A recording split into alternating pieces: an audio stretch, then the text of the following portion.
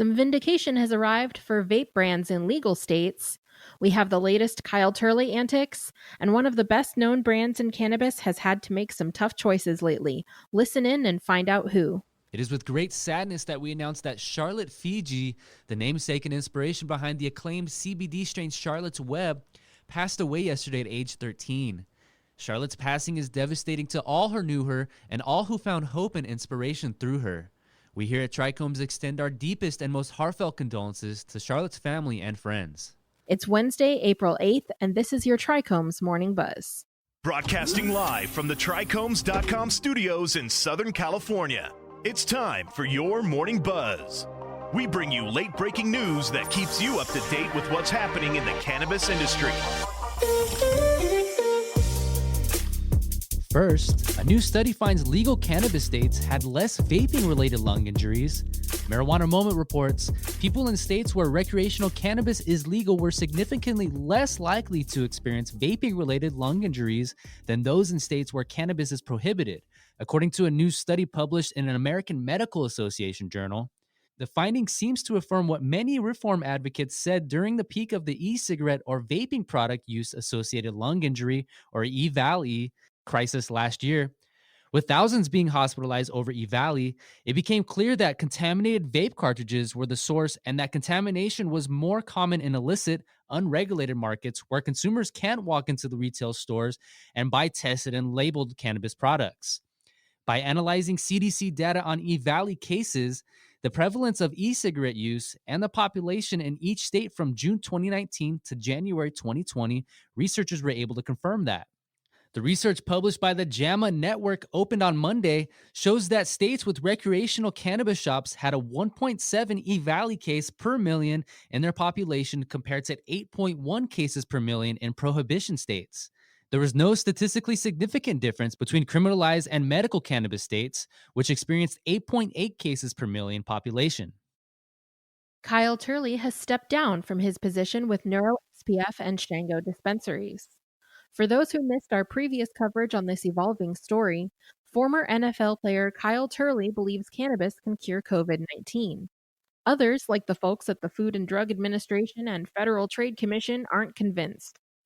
Late last month, the agencies sent a letter to Turley's company, NeuroXPF, telling it to stop promoting CBD products as a way of stopping the coronavirus pandemic immediately.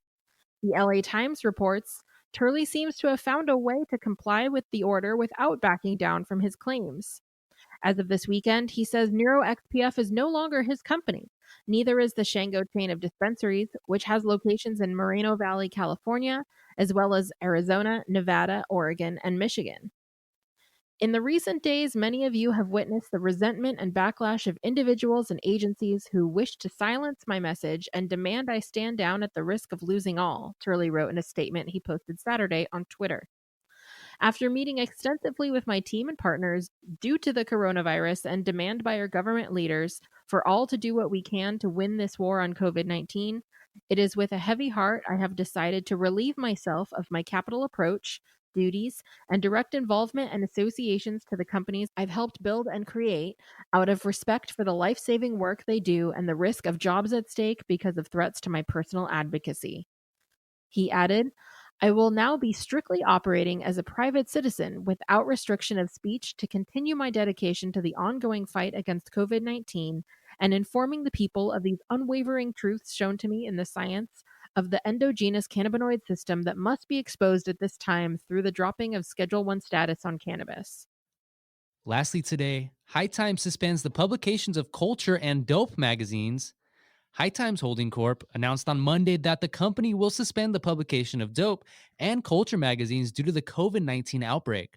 The novel coronavirus has caused a mass shutdown of in-store dispensary shopping as many states moved to curbside pickup and online ordering only. Dope and Culture are primarily print publications that are distributed to dispensaries monthly and without waiting rooms full of patients and adult-use customers to read or pick up their latest issues. High Times has chosen to shut down both magazines for the time being. In a statement to Marijuana Moment, High Times Holding Corp. Executive Chairman Adam Levin said the publications were on pause amid the pandemic. We furloughed the print and publishing staff of Dope and Culture till the virus passes. Since both mags are distributed through walk-up distribution methods, retailers, pharmacies, etc., we made the decision to suspend publishing till then, Levin explained. In the last year, High Times announced it would shift to becoming a plant-touching business with plans to open flagship retail dispensaries in Los Angeles and Las Vegas. And that was today's Morning Buzz. Come see what industry professionals are saying and join the conversation with the cannabis community at TRICHOMES.com. And be sure to keep up with us on all social media platforms, subscribe to our podcast, and the TRICHOMES YouTube channel for daily content. My name is David Fortin. And my name is Allison Ben-Yehuda. Stay safe out there.